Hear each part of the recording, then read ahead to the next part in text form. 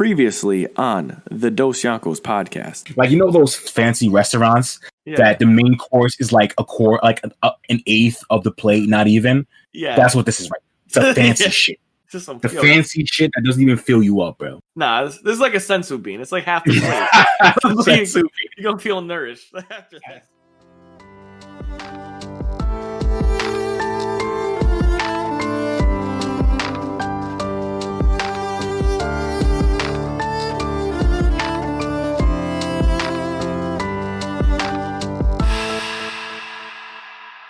Back like we never left with another episode of your girl's favorite podcast. I'm talking about the Dosyonkos. You know, it's your boys, your captains, Sammy Vince Smoke, SV. Here with my man, Untitled Chapter. Deion, what's cracking? Yo, man. It's New Year's Eve. Hell yeah. So big New Year's. I got the sips here next to me, which might be my favorite beer of all time. Sam Adams Cold Snap. I feel like every time, I just don't know what it is about this one. But I like this one. This one right here. That shit fire. This shit right here, yo. That shit fire. But yeah, you know, we back on the docket today. You know, weekly recap. Talking about, you know, regular shit. Fucking Black Clover, One Piece, Jujutsu Kaisen, Attack on Titan. Regular recap. Bro. And then for the main meat, we're going into one of my top 5. One of my favorite animes to come out in recent history. I'm talking about Young Food Wars with the GOAT MC Young Soma. So it's gonna be lit. I'm fucking excited as hell, bro. Literal, so man. That's on the docket. Hell yeah, facts. Literal, man.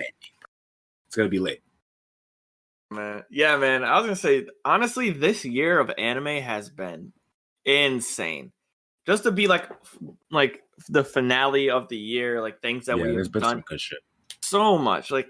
Even the weekly recap just seems to be like growing every week. It gets bigger, bro. It's crazy. But yeah, man. Oh, shit was wild. Honestly, I don't even know what to say. Me and Sam were like keeping in touch on like Christmas because you know that's what boys do. We talk to each other on Christmas. Facts, you already know. And keep in touch on holidays and shit. Everything. So shit dropped, but. I made sure I brought ramen with me, my whole setup. I did not miss Sunday ramen. And hell yeah, I respect that shit, dude. It's actually off the charts right now. So One Piece. Well, before I go on, spoilers. One Piece. Zoro got the sword. Oh yeah, bro. He got the sword, bro. I told you. Did I not tell you that when he gets a sword, it's gonna be sick? Did I not? I told you, right? It's gonna be sick. He got a third sword. Like that's all I got. That's all I can say. Is like I told you what happened.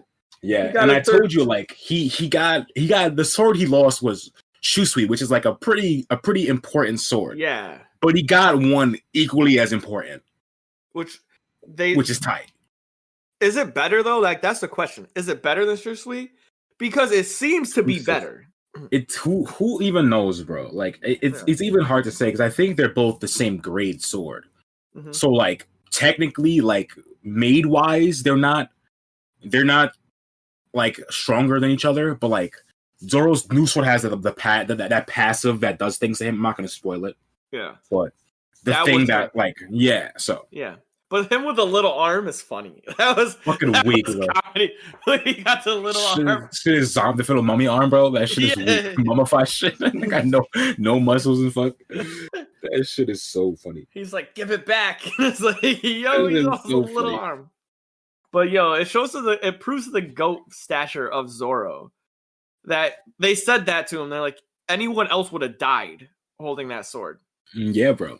So I'm happy that you had it. Like, and then Luffy was messing around with the other curse sword, which was funny. Like he's like 2 swords and homie is playing games. This shit is so weak. Luffy with the sword is so funny, bro, because he doesn't even use it. Yeah, like he holds it and then still punches people in the face holding the sword handle. It's like so funny.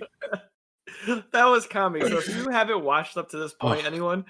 You need to go through and listen and watch this arc, or you just need to watch One Piece. It's going to take you some time to get here. So for for past you, but future me or future you to pass me. I don't know what it's considered, but when you get to this point, you'll understand the feeling. That it's hilarious how Luffy rocks with the sword. It's so funny, bro. And he's just doing it for the aesthetic, which is the funniest part because he literally, like I said, he doesn't use the sword. He holds it like he's gonna slice niggas. Instead, he just punches them in the face. I love that. You know, I love that Zoro's like, "Hey, Luffy, let me have that sword quick." And he's like, "No, that's my sword." He's like, "Mine." Imagine if Zoro had that sword like at the beginning. I know in the beginning. I know exactly. Just it would have popped, bro. It would have been crazy. Bro, that shit is so funny when he's like, "Nah, it's mine. Fuck you, bro." Oh man. So I saw that, and then in Black Clover, didn't other stuff in One Piece anime pop off? Didn't stuff with Kaido and my Big Mom happen? Yeah, that happened. Oh yeah, was that same episode? Didn't they do something together? Like, I don't want to spoil it. Yeah, they link. Okay, yeah. So spoil, like we already said, spoilers, but these motherfuckers, they do something. I don't know if I really want to spoil it fully. Yeah, but Big Mom and Kaido. All I'm gonna say is Big Mom and Kaido are making moves. Yeah, these motherfuckers are cute. Towards the One Piece, bro. Like, they're making serious moves towards the One Piece. So that's where they're at. It's crazy. That's a whole nother show, because I wanted to talk about that because I don't know, like as a lover of the piece, I don't know who's stopping them. Like, honestly, bro, I'll tell you right, bro. After chapter 1000, I have renewed faith. I'm telling you right now. After what I saw in chapter 1000, I have renewed faith on how they can handle these two. I'm telling you right now. Oh, I want to like, have to have a captain combo after this because I'm not spoiling it for you, bro. I'm not gonna spoil it though. I'm not gonna spoil it. I'm gonna spoil it. Just know that like all the stuff that Luffy has been doing, like learning new haki and getting physically stronger, all of this stuff is gonna pay off. Okay, that's all I'm gonna say. Like, it's gonna pay off. Like, if you don't think, like, if you're thinking now, like, how the fuck can like Luffy and these fuckers deal with Kaido and shit? Mm-hmm. Like, now, just wait until you get to where I'm at. Okay, I'll let you keep going. I have more to say about chapter 1000, but it's honestly ridiculous. My thing is like, I know that like Luffy can probably handle them, but how does like I don't want to put Zoro in a category or like Sanji in a category where they're not like monsters, because they kind of are, but like I don't know what Zoro. There's tiers, bro. Like, obviously, like Luffy is a captain, so he's gonna be a tier above even his strongest. Even though I'm a Sanji fan, there's no doubt that Zoro's stronger than him. Like, there's no doubt in terms of fighting prowess. There's no doubt. So Luffy is the captain, so he's gonna be leagues ahead of even Zoro, who's the second strongest on the crew. Yeah, you know what I'm saying? So like, Zoro doesn't necessarily have to compete with someone like Kaido or Big Mom. He has to take out niggas like King and Queen, like the commanders. And I think he's in that range, especially with a new sword. He's in that range where he can be the first commander now. In my opinion. But like, if Luffy be getting jumped by some Yonkos, I'm not gonna. Somebody gotta help him. Like, yeah, the other captains. That's what I'm saying. Like, they are not. We know kids there. We know Law is there. Like, they're gonna be the ones who are helping Luffy deal with Kaido and Big Mom because they're captains. Okay, that's their fight. You know what I'm saying? Like, Luffy, piece that together. Yeah, that's how I think it's gonna be. Like, I don't see Zoro. Maybe I'm wrong, but I really don't see Zoro fighting them one-on-one or whatever. Like, it's not happening. Zoro might be there in the fight where all of them are ganging up, like it's 2v4 or something like that. Yeah. You know what I'm saying? Like Kaido, Big Mom versus like Luffy, Law, Zoro, and Kid. It could be something like that. But in my opinion, Zoro's main focus does not have to be beating a captain. Even though obviously he wants to be as strong as he can be. His main focus should be beating Mihawk. So he should just get stronger as himself, you know what I mean? But that throws me off, though. Because, well, I guess because Mihawk isn't a Yonko, but Mihawk's a warlord. Like, see how the transition kind of gets like a little hazy right there? Because Yeah, for Zoro to beat Mihawk, like when he was talking with Shanks, is kind of almost pretty much like he's a Yonko. He just doesn't really I don't want to think be he's there. Jonko level. I don't think Yeah, Mihawk's Jonko I level. think they alluded to I it. don't know. It's just that they're like Mihawk doesn't like to do anything. He doesn't like to be around people, so that's why he doesn't have the same strength as he doesn't have numbers. Like where Big Mom and Kaido and Shanks, they all have a crew. Like Mihawk just has been rolling dolo. Facts. And nobody messes with him. So like to me in my brain, if you're rolling solo and nobody messes with you, then you must be outworldly. So I don't know, bro. It's tough. The power scaling is tough because and we don't even know. I know bounties don't really match power, but if we had Mihawk's bounty, we'd have a better understanding of where the world sees him, so we can kind of view him in a similar light. You know what I mean? Yeah. Like we know. I don't even know if you guys know Kaido's bounty and shit. I know Kaido and Big Mom's bounty and shit, so I am able to place them relatively where they are based on how the world government sees them. But Mihawk, we know no bounty of, so we just go off of him being the world's best swordsman. So he has to be somewhat strong. I don't know.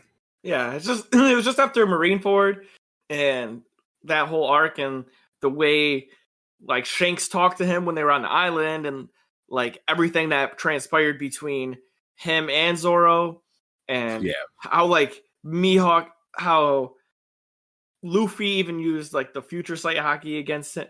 That shit is crazy. when he's like, "Yo, I'm gonna when we get that future sight thing in the beginning, and then I remember the Mihawk thing in Marineford, I'm like, whoa, yeah, this man Oda is a goat. He really foreshadowed that shit 300 episodes. And is that just why? Earlier. And that's what I'm thinking. It's just Mihawk. Just do they call him Hawkeye because he has the crazy future sight hockey? I don't know if he has future sight, but he definitely has crazy observation hockey because we know that there's different levels of observation. Katakuri is super high and he's able to see the future. Luffy is super high and he's able to tell people's intentions so he can read what they're gonna do. Usopp has observation hockey and he can see through walls at a long distance. You know what I mean? So it just depends on what they need or their personality, how it develops. Yeah. So he has to have something. I don't know if it's future sight per se, but it's definitely a observation hockey feat that's unique to him, I think. Okay. So that makes sense. Has to, because nigga's name is Hawkeye Mihawk, bro. That's his epithet is Hawkeye. Come on. The F? So One Piece was popping, big, all that shit went down with the moms. Black Clover, fucking Asta is gaining super, he's leveling, and they kind of toned down the time skip, but I'm just saying that right now because I don't know how it's going to be in the future, but they slow down the time skip and Asta's training at an adequate level now. But he's doing better. So nothing really crazy on that. Ice Shield, they're finally in the game with the Ojo Knights. Oh, so how was the dinosaurs game? We think about that. They beat the dinosaurs, right? No, they haven't played the dinosaurs yet. Oh, they didn't play dinosaurs. Okay. Yeah. So they're still. This is the finals for the White Knights. And okay. It's Lightspeed versus Shen. And Shen is just monster. This boy's a monster. He's a monster clown. Bring it on down. Hell yeah, bro. Yeah. This man, once he learned the rodeo drive, bro, that was it. And he's able to get the trident tackle, I think they call it now, instead of spear tackle. Mm-hmm. Once he's able to get trident tackle, it's over. Yeah, he's so powerful. It was insane. That's good shit. Have you finished that match or are you still watching it? I'm still watching it. I've been watching Food Wars and stuff. So I switched off of Eye Shield. Yeah, for sure. Hell yeah. On the weekly recap to Jujutsu Kaisen, which I don't remember what rating I gave it, but it's held its own. The animation is crispy clean, crazy good. Yeah. They use different art styles, which I like. And Itadori is a great main character. and you get to see a lot of glimpses of his differentiating mindset between him and the other sorcerers, where even though like they kill humans, like they just kill people because it's their job. Right. And Itadori is like, I don't want to kill anybody. Right. So he has this like personal feeling, except for this last episode where he goes God mode. So spoiler alert, Itadori goes God mode. Like. So I assume that means like he goes like the curse guy takes over his body or some shit like that, or he gets his powers or something like that. Not even close. Oh, okay. That's a great thing. Is the curse guy? I don't want to like. You're probably not gonna watch it. Maybe, I don't know. Are you gonna watch it? I'm gonna watch it eventually. Yeah, but it's just so much anime to fucking watch. Like I can just behind on everything. So like I'm gonna like half spoil it, half not spoil it. So Itadori, as you know, his like body's different. So his cursed energy is different too. And when he punches things, his cursed energy comes in waves, whereas it doesn't hit you right away. So it's like, so reaction type shit. Exactly. So like it can go deeper than other cursed energy. So like because his physical body is so strong that you get like hit twice by like physical energy than cursed energy. Okay. And it's really hard for people to defend that because it can go through a lot of different like barriers and mediums. Right. And one of the characters is unkillable pretty much, except for because of Itadori's cursed energy style and going through different mediums, it's his like natural counter to this curse. That's crazy. And this dude murdered somebody that was close to Itadori. And he was just like, I'm going to kill you. Really? Yeah, he's like... shit. Okay, so I have to catch up on this shit, bro. So he goes straight God mode because he's like, I'm going to kill you. That, like, and Itadori doesn't say that. So he just is like, this is it. And he just uses his style of curse energy. And he's not even using homie that's in his body. So, like, this is just straight him, Dolo. Yeah. And it's just crazy because the curse energy in his body from, I forgot the guy's name. It's like, starts with an S. I forgot his name. I forgot the curse's name. I don't remember. Yeah. So whatever the curse's name that's holding him, the crazy curse that's like been subdued, he just regenerates his body. So like Itadori's body is just pretty much free. Like, so on top of having like an outworldly body already, now he has regeneration and just like set the whole joint off. Whole episode was clean. The villain gets jumped. That was the best part. Honestly, gets jumped. Honestly, I would put this in the TikTok right now. You know, like the best jump of all, like of the decade, was either between Naruto and Sasuke or Itadori and this other jujutsu sorcerer, bro. They jumped this boy bad, bro. He was getting smacked, and he's like, I can't survive this. Bro, I have to see this next one, but the Naruto and Sasuke jumping Momoshiki is a good one. When they jump Momoshiki, bro. Bro, that's the reason I dropped Boruto, bro. Because after that fight, I was like, there's nothing in this show can make me feel as good as I felt after that fight. I'm like, I can't watch this anymore. So I just dropped it. Even though I hear one of my coworkers been telling me that Boruto's been getting good recently. So maybe I'll have to do research on it. But like, I don't know if I'm gonna watch it yet. But yeah, I think they got a lot of negative. I think they got a lot of negative reviews based upon people like, this sucks. Like, and then they're like, all right, we gotta implement something because everyone says it sucks. Facts. All right, before we get to Attack on Titan, let me just talk about Sam, hit One Piece 1000, bro. So if you don't know, One Piece Titan 1000 is not officially out. It is officially out on January 3rd, 2021. But it leaked early because obviously all chapters, the scans leak early. People translate it. So this shit leaked a week early, and I've read it. And let me just tell you that this chapter, like, fucking blew my mind, bro. It's like, I'm not gonna spoil anything, but like, you know how Luffy is like the quote unquote fifth emperor, and we would talk about like how he don't seem like a Yonko just yet. Like he has the feel of like he's like a first Yonko commander type thing. Yes. After this chapter, Luffy feels like a Yonko, bro. Oh, really? Bro, I'm gonna you've seen Hunter x Hunter. Do you remember the moment in Hunter x Hunter when the older Zodiac guy and Netero pull up on Meat.M yeah. in his chambers, and then he says, "Let's leave," and Meat.M just walks past them. Yeah. Without a care in the world. Luffy has a moment just like that. And bro, whoa, hold up. Literally, it's that literally moment was nuts because those are the it's literally the exact same.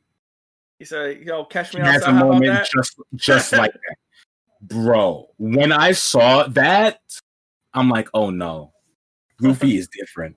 I'm like, no, and like the best part, I'm not gonna say what he says, but he does that moment to go treat somebody or somebody who's wounded. He goes to see someone who's wounded, which is like a perfect Luffy thing. And then he goes them, and the first thing he says is like, "I'm sorry it took so long to get here, bro." And I'm just like, fuck, man. Like, I have goosebumps even thinking about it right now. Is that, oh no, dude? Oh my god, like, I have goosebumps even thinking about it. Of like that moment, that Merit.M in Hunter moment, coupled with like his compassion of just going to somebody wounded and being like, "I'm sorry, I got here too late, and you had to deal with this shit." Like, boy, that's oh my nuts. god, yo, that moment with Miriam and the Zodiac, Grandpa Zodiac and Netero, bro. Those are the two most badass people in the series, and it only took, I think it was 26 seconds was the scene or the panel where they had the dragon meteor, and they both of them fell from the sky, and it's like at that point you knew that they were like honestly unfuckwittable. Like nobody could touch them. Like even though Gon killed, like everybody was doing stuff. It was just like something about that moment, and then to see him do that, where he just walked. Yeah, you're right. He just like walked around and was like, "Hey, like I'll go fight you." Without a care in the world, let's just take it outside. And yeah, he just you're walked like right by them. And not even like he walked in between them, bro. Like not even like he walked past them. They're heading, but somehow he walks directly in between them. Like, boy. Says one of you two do something. Boy. Not gonna lie. So, yeah. If he got jumped right there, I don't think he would have been able to handle it though. Real time. Yeah, I don't know, bro. If they just jumped him right there, I'm not sure if he would have handled it also. That would have I don't know. That boy Merit.M is saucy though, so you never know. That boy is saucy. That would go in our top 5 get jump moments. Top 5 jumps that could have been, bro. Yeah.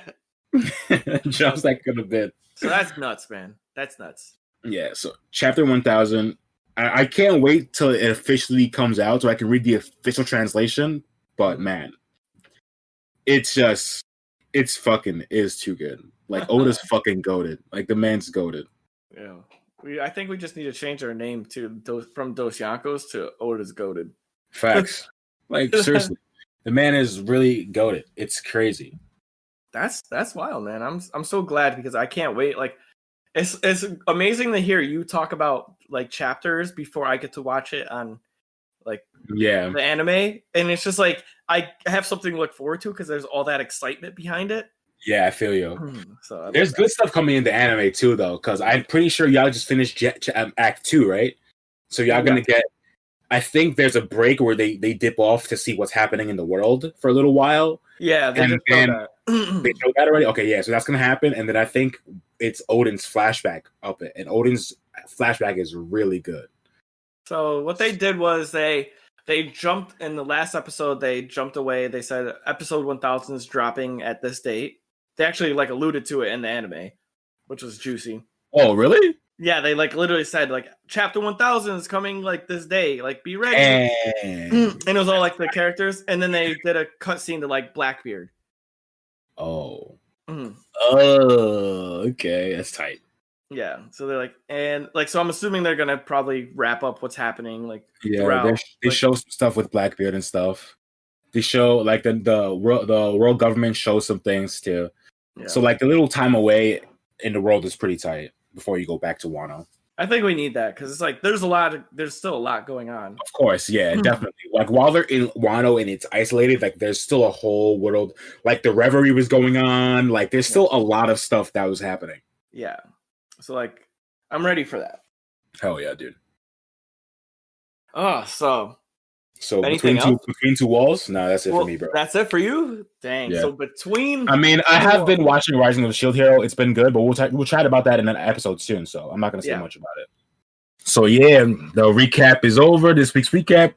That's it for that, John. So now we're gonna move on to our next segment, the newest drawn, Between Two Walls, our take on Between Two Turns by Zach Galifianakis, and we're gonna chat about the latest Attack on Titan episode, which was fucking bananas. Come on now. Yeah, that was fire. that was perfect. Yeah, no, that was crazy, dude. That episode was honestly off the charts, bro. Off the charts. It took me, I watched it on stream. It took me 50 minutes to watch a 20-minute episode because I kept pausing and talking about every fucking scene, bro. Like every time Aaron said a line, I paused and I'm like, bro, this is fucking you know crazy. what he just said? Like, God, yo. I was, like I told you, I messaged you like the moment you watched it, so I go to Sam, straight up. The moment he watched it, because I was on my edge of my seat all day. This motherfucker really kept me from it wasn't my fault, bro. It was your fault. No. Everybody Emotion Mo messaged me separately and goes, Sam needs to hurry up and watch this because I need to talk about this. I forgot who the other person is in the chat. Liz or Leon? Was it Baker or Lion? Oh yeah, it was probably Lion. They were like, yo, you need to watch this now because we need to talk about this. Everybody was waiting for Sam to watch this, so it's his fault. But bro, it wasn't my fault. It wasn't my fault, bro. I had to wait a day. I had to wait an extra day, bro. It happened. Exactly. The internet almost crashed because of what happened, and Sam made us wait. You know how hard that is? That's true, though. That's actually true. Like, this episode was trending the day it came out. Like, the internet legit exploded when this shit came out. And I'm like, you know what? I had to stay off the internet for the entire day because I was like, I'm going to get spoiled. Yo, so it's over. Oddly enough, right? This is a sidebar, heavy sidebar. When it trended, the hashtag declaration of war had like people nervous because they thought it was something. Really? Like, yeah, they had thought it was something else. That's so funny. They thought like USA declared a war on somebody or some shit. Yeah, they're like AOT hashtag declaration of war, and everyone's like, oh no, like who's AOT? like a fucking week. Who's AOT is so funny. God. Oh. But anyway, I messaged Sam as soon as he finished watching this, and I'm like, did you see how Aaron did not care about anybody in the building, blew that shit up, went Super Saiyan? Like, that's the only thing I can compare it to. If the first time you saw Goku go Super Saiyan, even though we've seen Aaron transform multiple times. Not like that. Not like that. Like, he really showed an expertise of his powers in that little sentence. Like, him basically being able to control his healing at will. Like, before, when he was like back in like season 2 or something like that, his shit would get fucked up and he would just auto heal. Now he has a cut wound on his hand that he can keep from healing. His leg is taken out. He can just keep from that healing back and just grow it back whenever he wants. Like, that shit is crazy. Yo, I didn't even think about that. Yeah. I didn't catch that. Yeah. So, like, the expertise and the prowess he has over his Titan powers now has substantially gone up. Because, like, even back in season 3, if he got hurt, he auto-healed. Unless they stopped it, they wrapped his arm or something, you know what I mean? Yeah. He used to auto-heal. But now, he had an open wound in his hand the whole time talking to Reiner. It didn't heal. His leg has been like that for at least, we don't know how long he's been there, probably a month at least. Yeah. It seems like he's been there for at least a month. And his leg has not been healed. So and it just shows too, right? Like, he's just been. Yeah. Is that real? Is that like? Is his Who knows if his eye is really fucked up or he could heal it back? Who knows? We have no idea right now. Wow. That was something I didn't catch on the first watch. Is that he didn't heal right away? Yeah. Like he did that himself. Oh wow, that's a big take. That's a real big take. Woo. Yeah. Okay. Yeah. That shit is. That part is fucking good. Yeah. Yeah, don't want to jump off too quick though, but I think to start back, the whole propaganda thing where they told the Marlins that they lied, I was blown away by that. I was like, yeah, that shit is crazy. Like that shit just makes me think that something else has to fucking happen, bro. Like I like how I was wondering how they were going to declare this war, because once he started saying that like all of it's fake and then the true person who wanted peace was King Fritz, I'm like, how is this gonna go into paradise? Then they shifted to Eren has taken it and he's like against that peace, so like it makes the declaration of war, like it makes them Eren the new enemy instead of it was the king before, and now Eren's the new priority enemy number one or whatever. It seems kind of like ridiculous that they would put that. So something seems to be going on in the background, because why would they put that on Eren? Like, why is Eren? They didn't even know about Eren until X amount of years. So why is that the new switch? Like, why is that the new? Like, what are they? I always think there's like an ulterior motive. Like, why are they trying to pin that on Eren now? I just think it's because he has the founding Titan, and they want that back. So they want to like basically switch or kind of frame it in a way where Eren is always the bad guy, even though we know it's true. So Tiber is saying like the king wanted peace the whole time and he had peace. That's why we never got attacked by the rumbling, because he wasn't going to attack us because he wanted peace at all for the overall. But now the king doesn't have the founding Titan. So there is no long-lasting peace anymore, because any royal blood who has the founding Titan gets warped by the king's memories and they have eternal peace. Yeah. But now Eren, who's not a royal blood, has the founding Titan. He doesn't abide by those rules.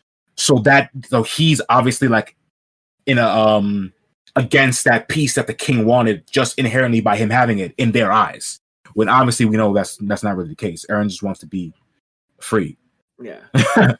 He wants to break free. Yeah, he just wants to be fucking free. Dude. So it's crazy. Yeah, when they were breaking down the whole story of that, about how it was like a lie and that's just what they need to do to keep peace and stuff. Yeah. I'm like, wow. I don't think that, now that I saw what happened, I don't think that, is this Willie? Yeah. I don't think that dude has it. Bro. I think it's somebody else. I honestly think it's somebody else. Who? Like somebody else in the family? But like who? Yeah. My thing is, he knows too much information for him not to have it, bro. But I feel like he could tell people that information. I feel like if you're in the family, their family told you about that information. What I'm picturing is going to happen, right? Is that Aaron's going to eat this boy, right? Okay. And gain nothing. Okay. And then the Hammer Titan's going to come out of like left field, like who's sitting in the crowd, and just blast him with the hammer. And you're going to be like, oh my God. Or that he crushes him and then Willie turns into a. That's what I'm thinking happened. I'm thinking like Aaron's not even like, I guess Aaron's going to try and eat him, I guess. But I wasn't even thinking like that. I was thinking that Eren just like came out the building, blew the shit up, smashed Willie, and was going to go on a rampage after that. And like he didn't even worry about Willie anymore, thinking he's dead. You know what I'm saying? Yeah. Because he threw him into the air as a fucking Titan. He's probably donezo. Oh, and he probably doesn't know that. And he doesn't know that he's actually the Hammer Titan. And he somehow survives, and then he transforms, he regains all his shit back, and then he fights Eren. That's what I'm thinking, but obviously that's the most logical and common thought. Like, it would be wild if it is somebody else. Like you saying that Eren eats him and he gets no powers, I didn't even think about that, and that's hella interesting. Right? And then you're like, oh shit, so Willie doesn't have it, and then you got to find out who else in the family fucking has that shit. Right. And Eren just becomes a murderer again, like always. Been a murderer, though. He is cold-blooded, fam. And like, it's at the end of the day, he has no choice. And like, Eren has been saying this, like, so this whole thing with choice and Eren is like so, and this whole scene is so good because he says that Reiner and him are the same. And I think in that case, like, he's meaning that like in certain things, they have no choice but to do certain things because of where they're from or the situation they're in. They have like no choice. So like when Aaron asked Reiner why they went on the mission and why they want the walls, and he's like, "Oh, to save the world or whatever." Like Aaron's like, "Oh, if it was to save the world, you probably didn't have a choice then." And y'all were like 4 kids who knew nothing. You know what I'm saying? Yeah. Whereas now, Aaron, on the flip side, because of everything Marley and Reiner have done to Aaron in Paradise, he has no choice but to be here and do shit back to them. You know what I'm saying? So I just love that. And it goes back to his first introduction in season 4 when he's on the bench talking to Falco, and he says that, like, the things I have to do, I don't have a choice in right now. And sometimes we will have a choice but to keep moving forward. And he says the same thing again. He's like, I don't have a choice. I'm going to move forward until all my enemies are defeated. He fucking goes Super Saiyan and blows up a building. Yeah. I was pondering this the other day. And because we have the same conversation, even like, I know a lot of animes, Attack on Titan's huge on this, like the foreshadowing of something or an event or leaking information that has a little bit more value than what you normally would catch on to. And I feel like a reoccurring theme with Attack on Titan is this memory leak thing where everybody's memories get connected.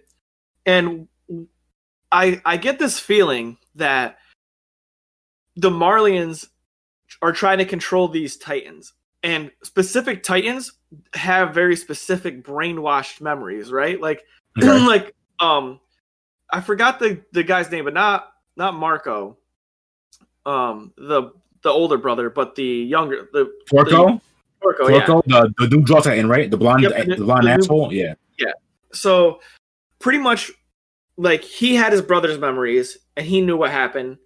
Everybody has all these memories. Reiner has memories from old, like, we just assume, like, it's kind of assumed that because of that scene that people regain memories from other Titans. For sure. So it got me thinking of, like, how their dialogue how the dialogue in the episodes became like apparent. Like Willie talking about how Fritz wanted to change the memories. He has memories of blank, and that's how he knows about this, right? Mm-hmm. So when I hear Aaron say that, I kind of get this, like, feeling of it's deeper than that he has no choice because he's controlled by the memories. And we got, like, a glimpse of that with the Owl back in the final season with, like, the Jaeger. He even said something. He goes, you won't have a choice but to do this. He goes, once this happens, you won't have a choice. Yeah. So I'm feeling that somebody in the line of just the Attack Titan itself had their memories, like, switched to something, so where they weren't controlled, and everybody who obtains that becomes a rebel. And honestly, I think that makes sense, because even when they first, like, when the Owl, the original Kruger is talking about the Attack Titan, he says it's a Titan that always strives towards freedom or something of that nature. So it could be a thing where, like, during the Titan War, shit, like, we don't know what actually happened. All we know is stories from some different side. We know the Marlian story, we know the Eldian story, whatever. We don't know the true history of what happened in this war, obviously. So maybe it's a thing where, like, during this war, when shit was popping off, the Attack Titan at that point, seeing something going on, shifted and was like, yo, I'm trying to be out of all of this and trying to be my own thing. And that maybe it's a thing where that is the case, where, like, the memories of the Attack Titan cause people to just want to be free from whatever they're binding by right now. Yeah, because that's like the thing that we were talking about with the King. They're like, Blank doesn't. The founding Titan's memories would cause everyone else to follow in line with the King's memories. Yeah, if they had royal blood. Yeah, if they had royal blood, and that went for many generations. Well, what if it's not a royal blood thing? What if it's just a memory thing? Like the person, because it's connected, the person who had that memory now controls future people. Like you said, some, like in the Great Titan War, like they saw that, you know, something happened and they're like, this is wrong. And now everybody has that same memory of, like, this is wrong. And they aren't swayed by outside people's opinions. You know, it'd be like, like prime example, someone, and there was 10 people in the room and one person stole an apple, and person A sees the person steal the apple and everybody else in the room thinks it's someone else. Person A will be like, no, that person's not the thief. And everyone else is like, no, that person is the thief. Yeah. And it's like, no, it's person C. And they're like, no, it's definitely person B. Yeah. And now, like, you put that into the scale of the Titans, person A will always think that will know the real truth. Yeah. And so everybody who gets that memory will be like, wait a minute. Yeah. And it seems to be how all the people are like, and it falls into people's laps who want something different, like Falco. Yeah. That's definitely fucking true. Aaron, bro. You know, so it just seems like those people that's kind of are drawn to that. Hella interesting, bro. So that's fucking tight. And that's the only reason why I thought that was because of like what you just said and the way Aaron kept repeating I have no choice. Yeah, like I have no choice. Yeah. Fuck, dude, that's fucking wild. Right? Maybe it's deeper than this. Bro, how deep does this fucking shit get, bro? It's already deep enough. Like, that's what I'm saying. That shit's crazy. That's Attack on Titan for you. It's bro, like, how and deep does it get? that just makes me think, because I've been thinking that like they keep bringing up King, the Titan King. I feel like he's gonna come back in some way somehow. Yeah. I feel like he has to be the final boss, bro. I don't feel like Marley is the end all be all for Paradise. Like, I feel like what do? They conquer Morley? Like, everyone else still hates them. They're still devils to everyone else, bro. So it's not the end all. Conquering Morley is not the end all, in my opinion. So it has to be something with the fucking Eldian King, bro. I don't know. So I don't know, bro. Yeah, so like, what if it's a thing?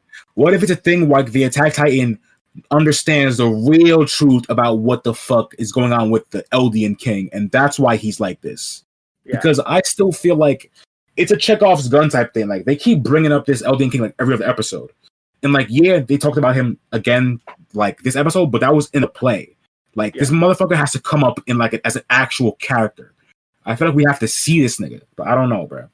Yeah, I think that's the thing that would happen, but we also haven't got a background cut of why the like Archiman family and the Orientals are different. Like, what is true?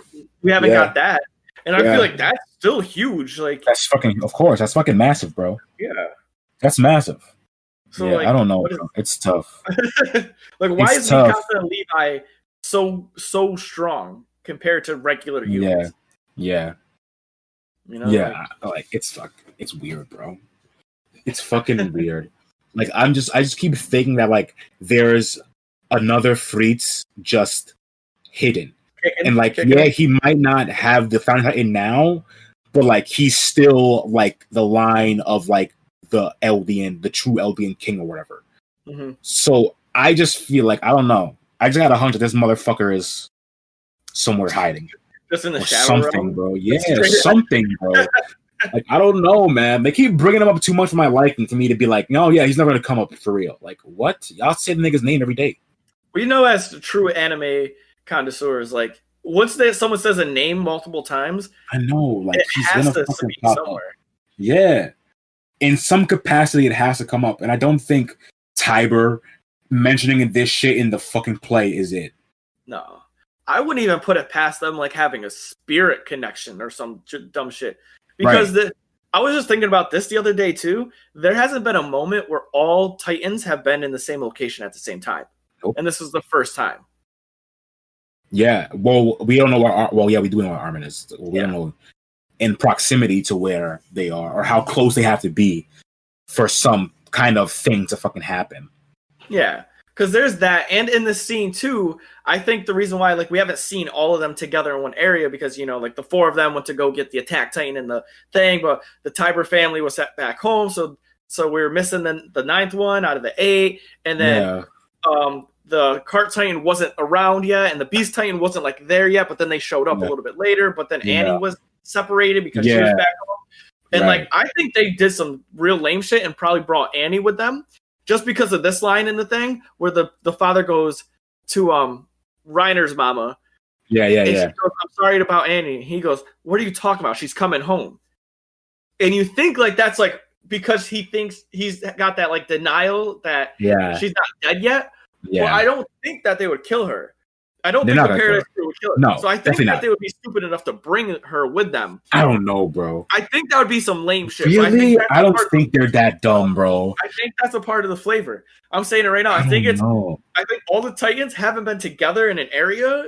Yeah. And they brought Annie to like do so some like shit. They just brought crystallized Annie. She's just so crystallized. They just brought her. Like they don't want to leave her lonely. They don't want to let her be out. Fuck that. Put her in a dungeon. Throw away the key until you get back. Fuck. Yeah, But you know how these animes roll, fam. Annie's on the ship chilling in the bay, and she just like hears her pop's voice saying Annie, and she breaks out the crystal. You know, my God. Like she sees. I'm inclined to fucking believe that when Annie wakes up, she gonna side with Paradise because Eren or Armin gonna be like, "We'll save your dad," and she'll be like, "Yeah, say less." That'd be lit. There's so much. Yeah, I feel like she don't go back to Marley, bro. After all this shit she's seen, she's already wasn't fucking with him to begin with. Yeah, and then already she's seen some fuckery and shit. I don't know if she's gonna go back to Marley, bro.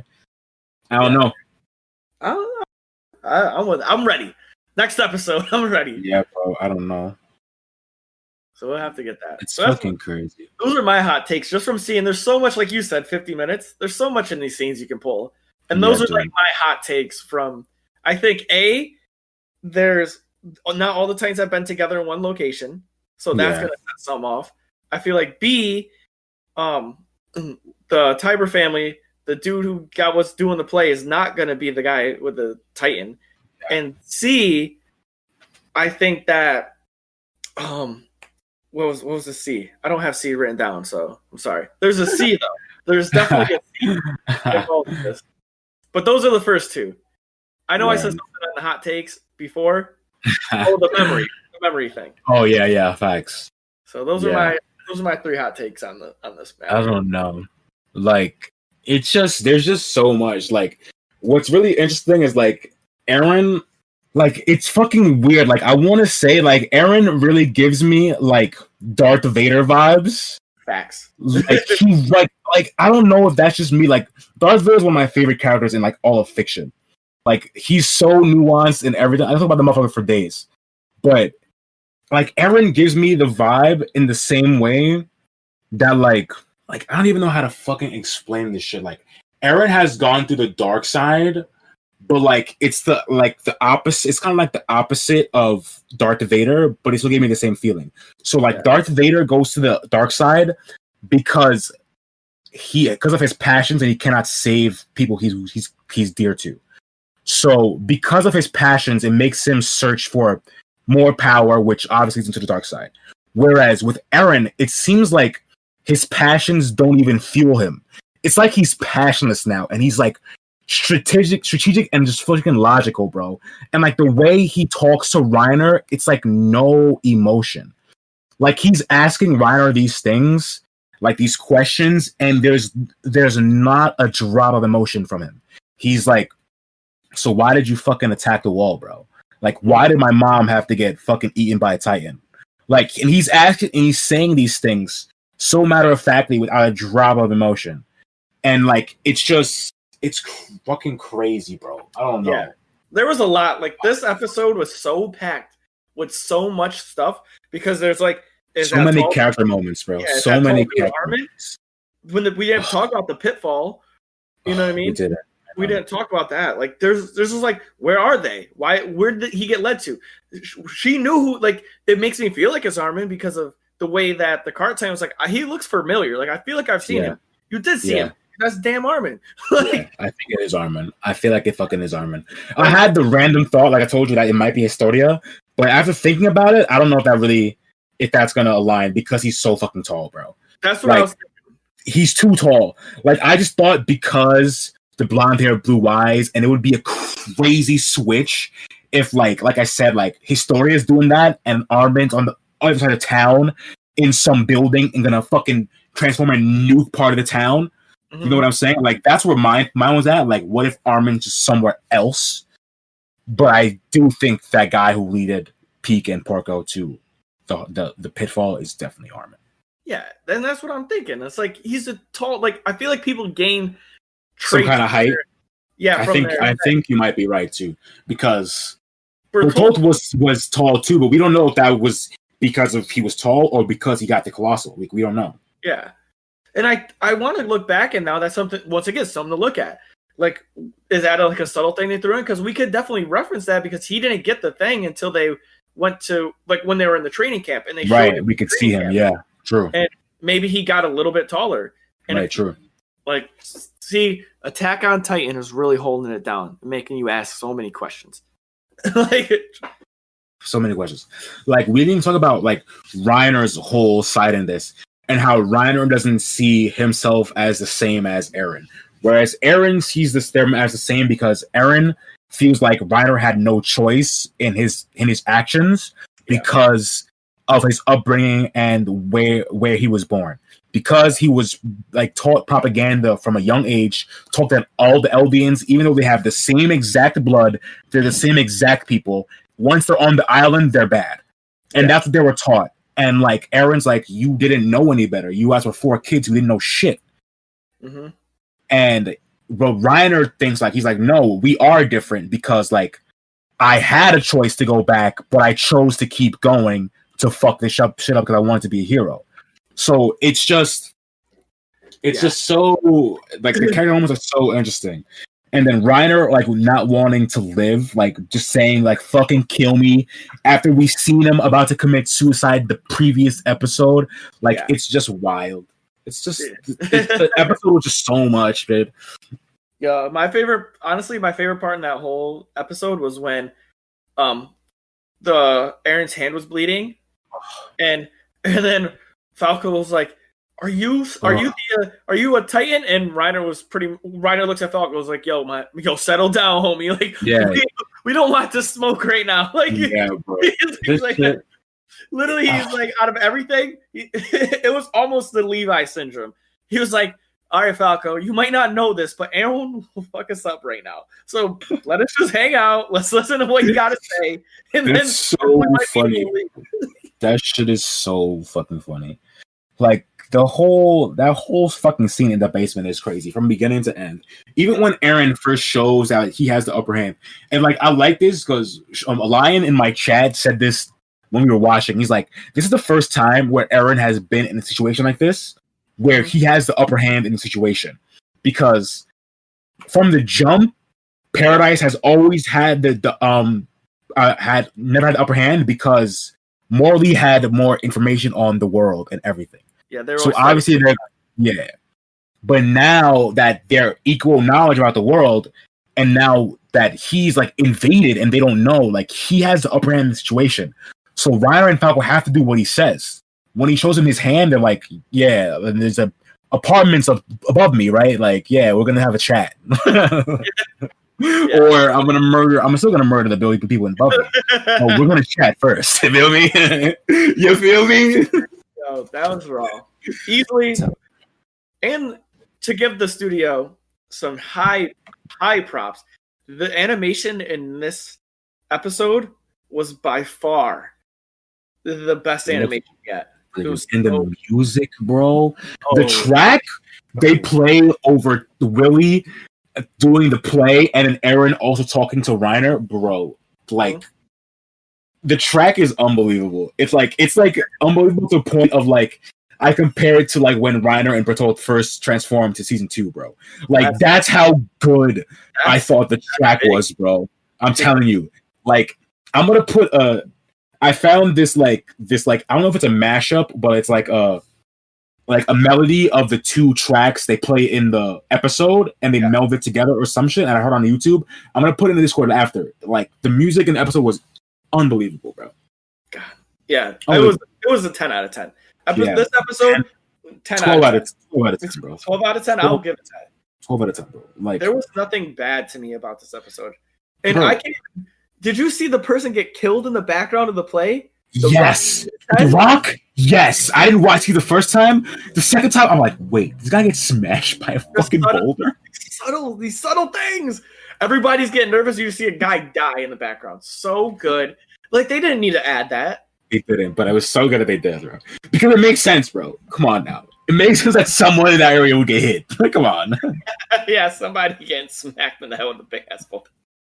It's like, Bro, should have bought your ticket 2 minutes earlier, fam. Got seat number 3.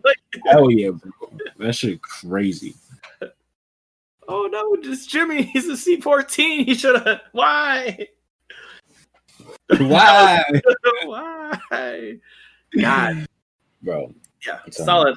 So I'm rating this. I don't even know if we rate episodes in this. This one gets a rating. 12 out of 10. 12 out of 10. 12 out of 10. You heard it first here, folks. Sam, honestly, 12 out of 10. Deion, 12 out of 10. Yeah, bro. It's crazy. Like, the next episode is going to be crazy because the next episode is called The Warhammer Titan. That's a title. So you know it's going to be a fucking fight with Eren and the Warhammer. I'm so excited for that. It's going to be lit. Fighting?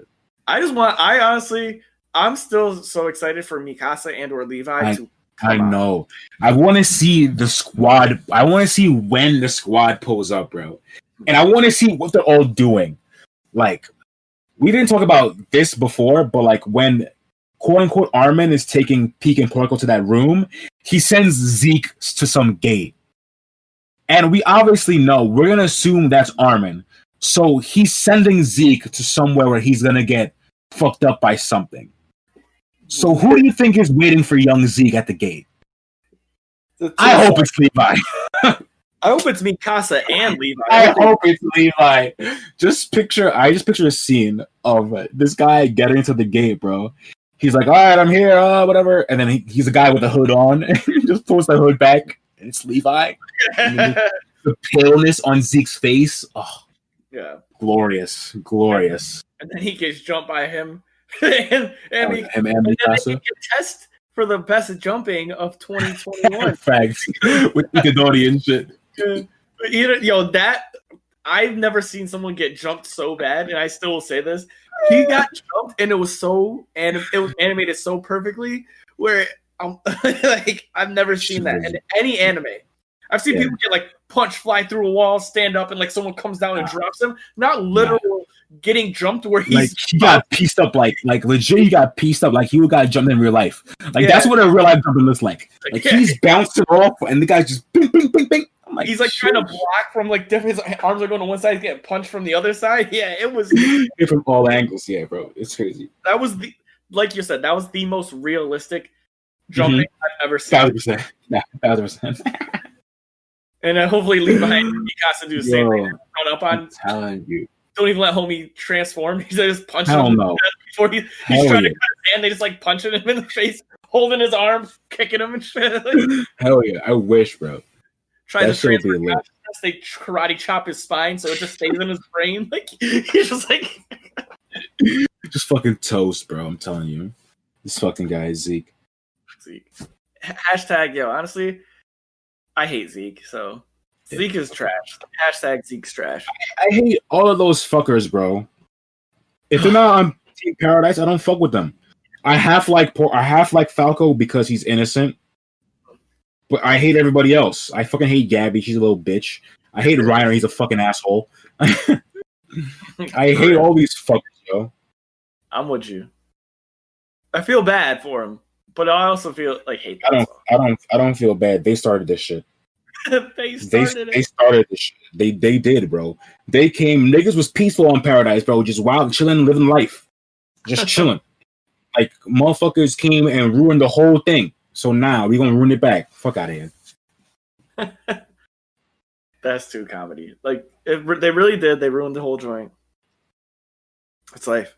So Facts. I don't know. Man. You got more to say about that? Nah, I think that's it for this episode. This shit was ridiculous. It was what I was like. This is gonna be short, and then I thought about it. I'm like, this was probably one of the most impactful episodes of the past 3. Yeah, for sure. So far. Yeah, for sure. It's crazy. That being said, you ready for the main meat? Hell yeah, dude! You already fucking know. Yo, facts. So main meat, man, is Food Wars. Fucking Food Wars. Shokugeki no Soma. Oh, so Shokugeki no Soma. As y'all know, with every anime we do, me and Sam give it a minimum of 10 episodes. We listen to the full intro, full ending, soundtrack, and we give a little synopsis of what the show has to offer So before we go on, Sam, because I know you love this so much, please drop the fans with a little intro or a little synopsis of what we are watching or talking about today. So basically, if y'all, I'm gonna preface this right now because I'm a completely biased opinion, completely biased.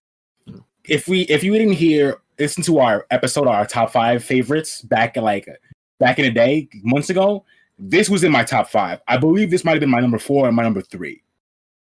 I think my number 4. So I'm incredibly into this shit. Like, this is my shit. So I just want to preface this everywhere because, like, I feel like my opinions are gonna sound super biased, and they are. And they are. All right. So for the synopsis, we follow the main character, Yukihira Soma, who is going to be a freshman in high school, and he works at his family owns a restaurant. His dad owns a restaurant. He works at the family business, and he wants to be a chef like his dad. So basically, after graduating middle school, his dad sends him to the top prestigious culinary school in Japan, which has a 1% graduation rate. So barely anybody graduate this shit. So basically, the whole premise of the story is Soma getting better at cooking, developing his craft while moving through this school, trying to graduate, and all the conflict that happens through that. Mm-hmm. So yeah, and it's fucking good. It is solid. It's good. So I will have to say this. So I'll kick it off. Yeah, I need to see like Dion's unbiased opinion. I need to hear what he has to say because we already heard what I have to say. So I'll give you my real raw opinion. If I watched the first 3 episodes, I would have dropped this. I feel you. I thought that the first 3 episodes were so terrible because they didn't give a plot. They gave nothing to reach for. Like they didn't pique my interest because it was just him arguing about saving the business, which comes to terms to be not even a real thing. You know what I mean? So like the lady walks in and is like, "Hey, we want to build this establishment on top of your thing. Sell us your restaurant." Okay. And Soma was like, "No." Yeah, obviously. Like, that had nothing. Like that had no clear positive like on what the story had to offer for the next 7 episodes, right? Like what do you mean? So like what ended up happening was so like if I know where you're going, I don't agree. Okay. If it didn't have an impact on how the story is, because the pilot shows exactly how Soma is as a character. So, but that's the issue that I'm having. It shows how he is as a character, but it doesn't show me enough plot. Like, and that's but the plot is him going through the school, so he didn't even get to the school yet. I know, and that's what I think the issue is that like like people don't genuinely fall in love with a character until they see how they interact with the plot. In my opinion, like that's how I am. So like. I didn't necessarily like Eren until I saw how he interacted in the plot of Attack on Titan. And that shit happened episode 1. The wall broke down and he tried to save people. Like it was like, all right, I see where he's going. Ichigo, same thing. And his sister got some problems, and then they built upon his character a little bit more after. But isn't it the same thing though? So he basically saved his business. So somebody, just like an unexpected thing happened, like I'm gonna put it in Attack on Titan. An unexpected thing happened in Attack on Titan, the wall broke down, and Eren reacted to it. It's Food Wars. Unexpectedly, someone comes to buy his business. Unexpectedly, he says no. They sabotage his business. Yes. And then he uses his prowess, his creativity, to basically save his business. Yes. And so it's the same thing, though. It is like the same thing, but it's just like the way they handle it, you know, like it was hyper sexualized. I feel you, but I definitely believe it's the same thing. I guess if they needed to build the episode to him needing to better his cooking skills to go there, but it's just like the squid section where he gave the girl the peanut, honey, and squid. That's the second episode. That was 2. That's not even the first. Yeah. I rewatched the pilot today because I was like, I wanted to see how bad it was. And I was like, the scene where he gives him the food in the pilot isn't the worst one. I thought the one in the second episode with Megumi, that's the one that's really bad. Bad, yes. That's the one that's really fucking bad, bro. And that's where I'm like the first episode, like the pilot, it was decent, like where they have the battle and they test it and everything, and I'm like, okay, this is like pretty sick. Like I like this, and he battles, saves, he feeds the woman, like everybody has a little foodgasm shit, and I was like, that's all right. Yeah, and the foodgasm wasn't as bad as I remember it being in the pilot, but the one Megumi is the one I remember being really bad. So I fully agree. But like, we need to talk about the edgy shit before because no, that was episode 1. The squid was episode. It 1. is? Yeah, because he's like, I just want you to taste this, and he gives her the thing. Oh, and like it's not Megumi. It's the girl from his middle school. Yeah, the other girl. Okay, it's not Megumi. Yeah. Okay, it is the pilot then. Yeah. Yeah, and it was just like, that's ill. I don't like. That's bad, bro. Yeah, it's like that's not necessary. Bad. But then he does the thing and makes the food. It was super tasty. He made the meatless the potatoes, and then they're like, hey, like I'm closing down the shop. You're going to this school, and that was episode 1. That was that was cool, but it just was like, I felt like they could have transitioned a little bit better. They didn't need to hit me with all that nonsense. Like the way they handled it in the future episodes is actually pretty, to me, pretty not substantial. It's or acceptable, but it's like applicable to the situation. Like they're having foodgasms, but it's not. Yeah, I 1000% agree. Like as the show goes on, they kind of find their footing on how they handle the whole foodgasm thing. Yeah. Because in the beginning, it's in the first, like, I guess I would say maybe 2, because I don't even know. In 3, episode 3 is, I'm thinking about the one where they have the class with Megumi and he makes the teacher smile. Yeah. Like, there's no bad foodgasm in that one. So it's just the first 2, because I believe there's one, in the pilot that's super bad. And then there's one in episode 2 when he feeds Edina the egg dish, and she has one that's not terrible, but it could be better. Yeah. Like, so as it keeps moving forward, they know how to handle it better. But I agree. Yeah. Like, based on the pilot, if you don't immediately come to like, because that's why I started watching the show, or I continued, because I immediately, like I said, I say every episode, you get me through the main character. I would have just, because like it was a foodgasm, you know what I mean? It's not going to be as crazy as if it's animated, you know what I mean? So I kind of just chalk that up to like them trying to figure out how to make it. But you're right, like they will definitely lose people based on the pilot, and I will never disagree with that, because that's fucking facts. Because that shit in the pilot is a lot. Yeah, and it's not even the one that he feeds. I didn't even remember that because I watched the pilot, but I only watched him serve the lady. Yeah. So I watched like the last half. So I didn't even see the peanut butter squid he fucking fed his middle school friend. I didn't remember that shit. Whew. So like it goes against literally everything we say as us being the podcast. Oh, yeah, 1000%. But you know, there's always exceptions to every rule. And there is. There's always exceptions to every rule. And everybody, I will have to say this. Sam is 100% correct. If I was going to rate this, even though the beginning was so cringe and so horrible, like not horrible in a sense of like, I still think bad. Keep going. I'll say this after. Keep going. Yeah. It is, to me, a 9.5 to 9.8. Every episode after that became so great that I was just caught. Like the plot was so good that I was just in it. His creativity, his thought process, his person being a diner cook up against wealthy, rich snobs. And how they feel about him and how they discriminate and feed him to like it's like a dog, and then he comes through and blows their mind, and it's like, and they don't want it to happen, but they have no choice. And that's the crazy thing, is like they can't deny his skill because so much that like he's so great that they question themselves a lot of the times, which is crazy. They're like, I don't understand how he can be like this, like when I'm like this. And they're like, yo, and the introduction of a rival, that was insane. That Aldini? Aldini, let's go. When they bring in the Italian boy, and he puts his hand on his grips, and like I said, Soma being the type of human he is, he goes, that's the boy I gotta watch out for, because homie's hands look like he's been in the trenches. He said, he's like, what he said, he's been on the front lines. Like, so he knows, he's like, if there's somebody who's gonna put the hands on me, it's Aldini, man. And it was just so perfect.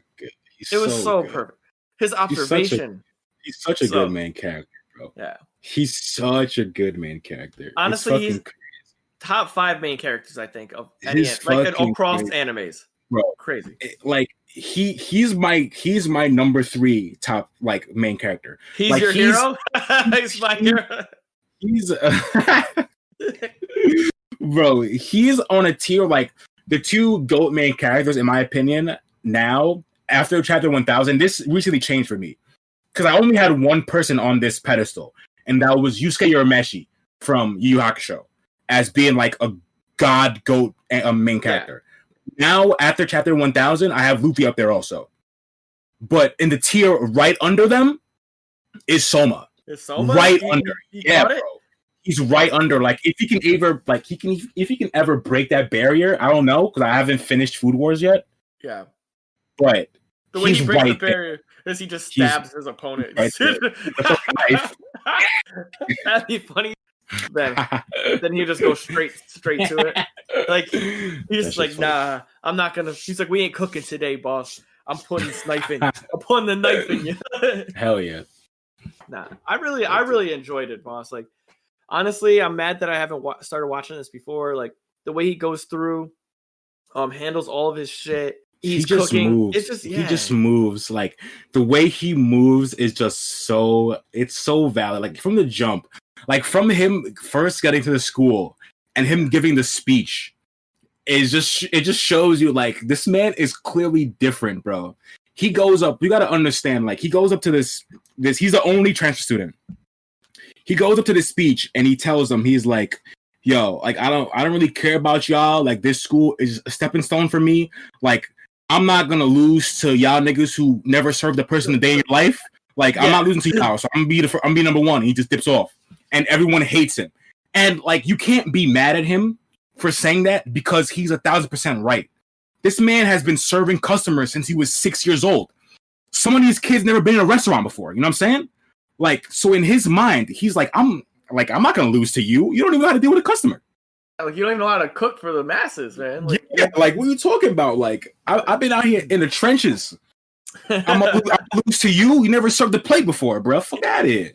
Yeah, damn, man, it's crazy. And then like it's just so many moments, bro. There's so many moments. Like I'll say hit it. Of him. I know you've seen of the Shokugeki in the camp against him and the alumni to save Megumi. Yep. Boy, the man's movements are just ridiculous. Megumi gets expelled on some fuckery. Yeah. And then Soma just goes, "Oh, can this be overturned?" By that, you know what? Shokugeki.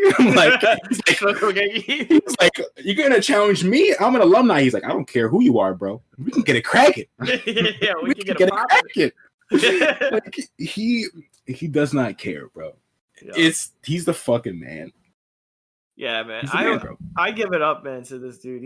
He's raw. Like what I have to say about this anime though is that along the lines of that being a thing, like its animation is not subpar. Its animation is top key. It looks really good. Oh yeah.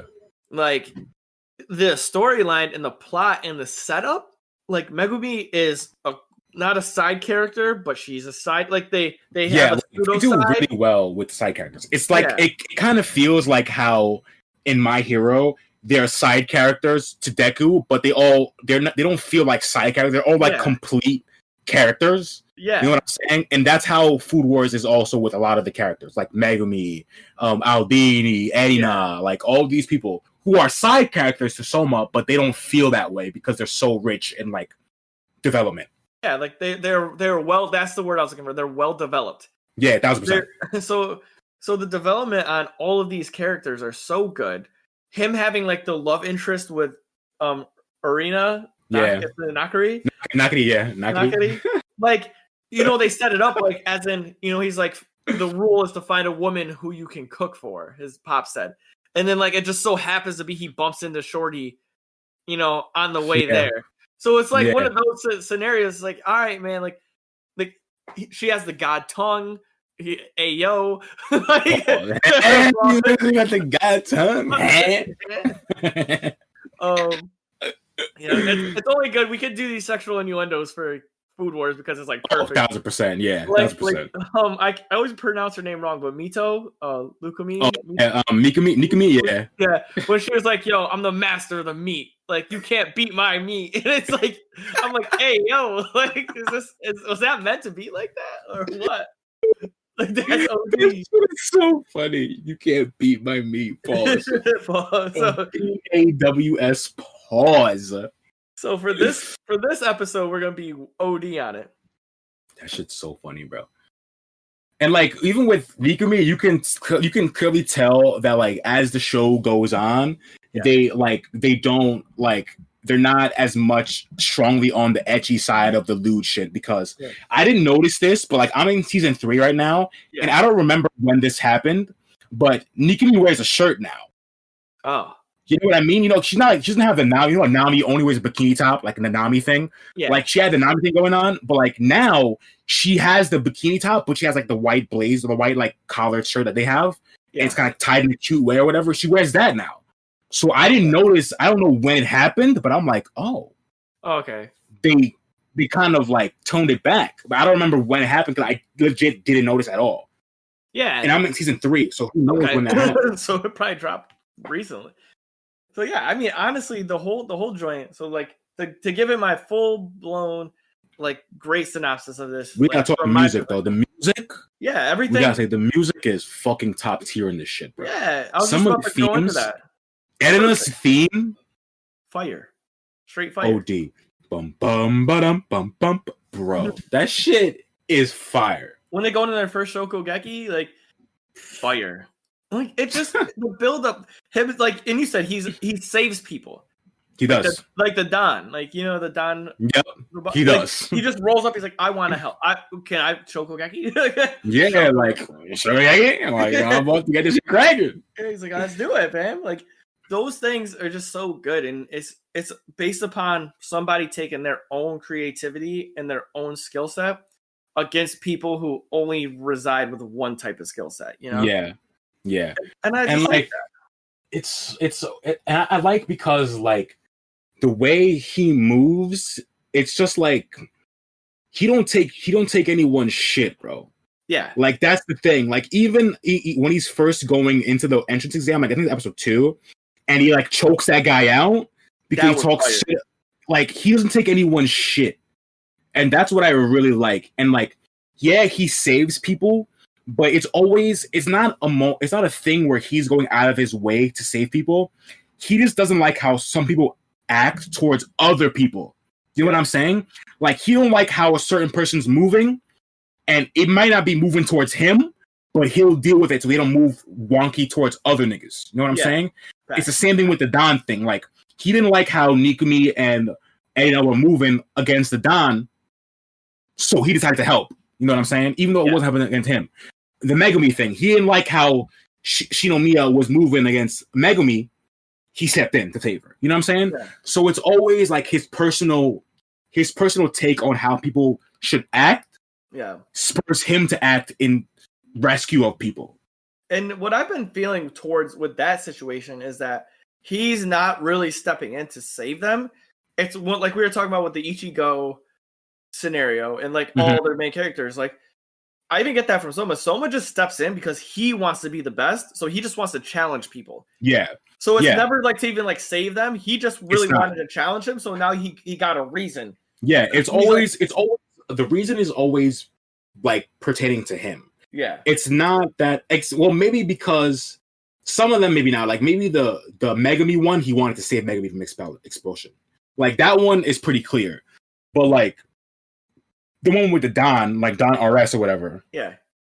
That really wasn't. Yeah, he just kind of wanted to fight Mikumi. You know what I'm saying? Like he didn't really. He was just moving. He's just moving side.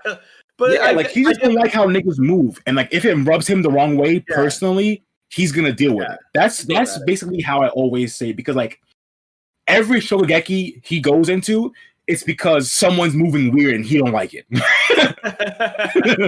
You know what I mean? Like it's almost always like that. And like even with the Megumi part, like Shinomiya was moving weird. He put ingredients that were like not fresh, up to par or not fresh in the batch so people could fail on purpose. Like so he's moving weird. Yeah, so like weird. Yeah. He didn't give everyone a fair shot. Yeah, nigga's suspect. Yeah, that was kind of fucked. And the only reason why I felt like that was due to the fact when he was trying to battle the seventh seeds, like, so can we just Shokugeki right now? Yeah. I feel like he wants to battle like alumni and everybody and just take their spot. He wants to be number one, bro. That's the thing. He doesn't care. He doesn't care at all. And like he's not afraid of losing. And I'm not gonna explain why, because they say it in the story, but like he's never one to shy away from a challenge. And that's just how he was raised. Yeah, because of the environment he was in. You know what I mean? I don't know if they said that already. I'm not sure when it happens. They kind of foreshadowed it when he was fighting his dad for the okay, race. Yeah. I lost 509. Yeah, okay, they did say it. Yeah. They did say it. That's the episode where I think Ishuki is like, he's like untainted by failure because like he's been losing his whole life, so it doesn't really faze him anymore. So like he's not one to even if the challenge seems like insurmountable, like he doesn't care. He's gonna try it. Even though his pops is like the master chef of the world. His pops is like God chef, bro. The whatever the guy was, the monk who was on fast. He's like Dalai Lama, bro. He's like, I need Choichino's food, bro. I need Yukino's food. He's like, I don't care. Like I'll sacrifice. That shit. Just imagine, bro. Imagine having a monk who's just been fasting for years. He finds out you're at a restaurant. He's gonna break fast for your food. You gotta be good. You gotta be good. So like he's been, and I think they allude to that a lot of times where they go, who taught him this? That name sounds familiar. You know what I mean? Yeah. And I'm thinking his pops is like the old man's like best friend or something. You know what I mean? It's so good. It's like when they say who taught you this, and someone's like, oh, my dad just said it makes fish skin crispy, and they're like looking at it like some high level technique. He's like, oh no, this is just what you do. Yeah, it's just so good, the contrast of like how he sees cooking compared to everyone else, because like his dad teaching him high level things only when he needs it. So like his dad's not going around teaching him like these these super advanced techniques. Like if someone needs to cook fish, he's like, all right, this is what you do, and then that's it. You know what I mean? He's not even giving it like a high level name. They're like, he's like, yeah, you just like cover this in lemon juice, and they're like, oh, like, that's like a technique from the French to do this, and this. It's called blah blah blah. And he's just like, oh yeah, you just do that. Yeah, he's like, my dad said this is how you make fish skin crispy, so that's what you do. Like he's like, yeah, I tried 1,000 different ingredients, and I found out honey has the same effect as the pineapple. Yeah. Like, oh, how did you figure that out? The enzymes in this cause like a catalyst reaction, and he's like, oh, I just was messing around one day and it's so funny. He's too good, bro. It's a solid. Like all the Shokugekis are fire. Yeah, bro. Just wait, and they get better, bro. Just wait till you get like there's a tournament arc where the Shokugekis are all. Yeah, it's the beginning of season 2. Is like the whole season 2 is the tournament. I think I'm pretty sure. Wow. I'm ready, man. Yeah, like dude, it's fucking good. So to give it my final, the first 10 episodes. Just there's a little bit of plot that you need to know, and 1 through 3. So just power through it. Just get through the first. Focus on Soma's character for the first 3, and until the plot doesn't kickstart until he gets to the school. Yeah. So don't worry about it. Just focus on his character.